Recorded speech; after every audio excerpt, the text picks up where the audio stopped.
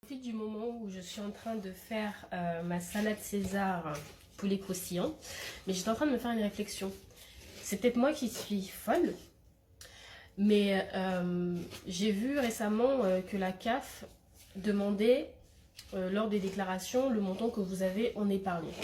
Et que du coup, si vous avez plus de 30 000 euros en épargne, ils vont vous retirer 3% du montant qui correspond à votre montant d'épargne de vos aides sociales. Ok. Donc jusque-là, moi, je voyais pas forcément de soucis. Je me suis dit oui, en fait, c'est un peu normal. Mais en fait, j'ai vu dans les commentaires que beaucoup de personnes étaient offusquées.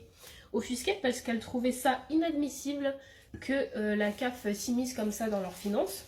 Sur ça, je suis tout à fait d'accord parce que ça veut dire surtout qu'en France, on est de plus en plus surveillé au niveau de nos finances.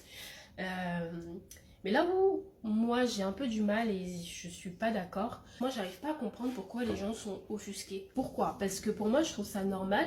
Je pars du principe, en mon âme et conscience, je n'attaque personne, que si tu as 20 000, 30 000 euros d'épargne, tu as moins besoin du RSA que quelqu'un qui n'a vraiment rien du tout de côté. Et pour moi, le RSA, c'est vraiment le revenu de la dernière chance. C'est le minimum vital que tu puisses avoir pour pouvoir te loger, etc. Avec toutes les aides. Mais à partir du moment où tu as 20 000, même 10 000, 30 000 euros d'épargne, tu as plus de l'équivalent de plus de 2 ans de RSA.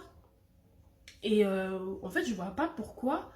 Enfin, déjà, moi personnellement, si j'ai 30 000 euros d'épargne, j'irai pas demander le RSA.